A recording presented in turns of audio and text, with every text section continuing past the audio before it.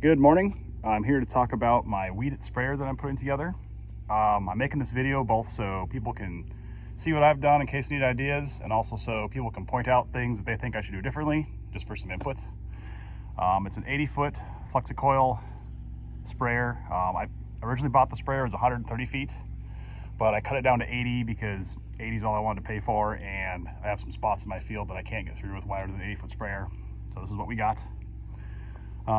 Originally the sprayer came with the mixing cone and everything. I kind of simplified the plumbing. I don't ever use the mixing cone on the sprayer, so I took that off. Replaced the pump with an Ace pump because the pump that was on there was worn out. I have a Helix disc filter. It's a 100 micron filter. The idea there is I won't have to run any screens in the nozzles themselves, so that saves me a bunch of hassle. I hate cleaning those things, and everything will be constantly filtered through the system. I kept my rinse tank. I know some people with these sprayers are putting a boom up underneath the rinse tank to get it ahead of your rear tires. I didn't want to give up my rinse tank, so I decided to keep it. My manifolds here, I have this set up so I can do recirculating booms. These three-way valves, and when in field operation, the booms are pressurized from both ends, but then I can turn those valves and then they return back to tank. So I can either charge my booms with chemical at the start of the day or then flush them out with clean water at the end, which is something I plan on doing, hopefully to increase the longevity of the solenoids and stuff. I got my Ramsey valve mounted off here on the side. The power converter box up on the rails. My booms, around here I can show that going on.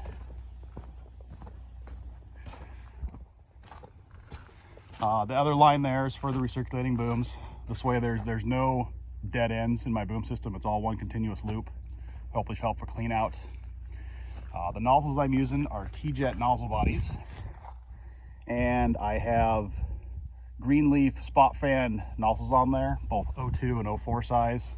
The idea is I'll use the 02s for my systemic herbicides, mainly Roundup, and the 04s for paraquat. These are 40-degree nozzles, which I kind of wish they were 30 so I could get them a little higher off the ground. As you see it right there, that is the height I will run these nozzles at. It's about 19 inches off the ground, and that'll get me about 40% overlap between nozzles.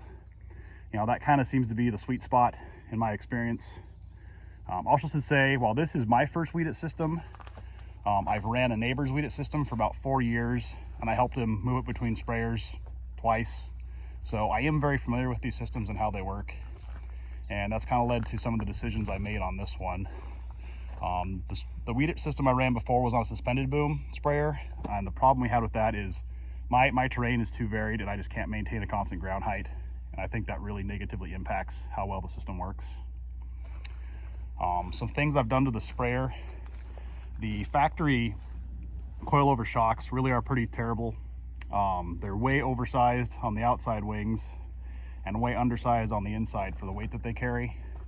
So I weighed everything and got the proper sized coilover springs for the weight.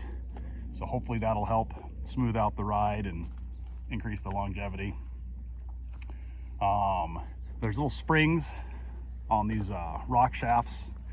One of the other people suggest you take those off, and I now see why, because yeah, without the windscreens on there, the springs would hold up the booms. So those have been removed. For my center section sensors, I have them mounted right here in these holes in the frame. It looks like they'll block the path of the beam when you first look at them, but I fired them up and they seem to be just fine, so hopefully that works out. You know, if it doesn't, I can always change it. As you can see, I'm missing my wiring harnesses that go from my sensors to my nozzles. The ones I ordered weren't quite long enough, so I got longer ones coming in, so that'll make it a little bit easier. My plan is to run the cabling from up here and then zip tie it to my recirculating boom pipe there, and then I can run the individual leads up to the solenoids and hopefully keep the wiring clean. I really like clean wiring, so that's the plan. We'll see how it works out. I still got some plumbing to figure out. The tricky part with these systems is when you only have 10 inches between nozzles, there's not a lot of room between your boom sections for plumbing. So that's, I have some weld-on couplers I'm going to weld on the end of those booms and then run my hose barbs off of that. I'm just waiting on parts. Originally, I was going to use the nozzles in the factory locations. The problem is there's a maximum distance between where the sensors detect and where the nozzles apply. And in the factory location, that distance was just a little bit too much. So I had to rip all that off, get these barrier clamps, and move them up the boom a bit. Hopefully this will work out okay. Other than that, not sure what else really to say about this thing.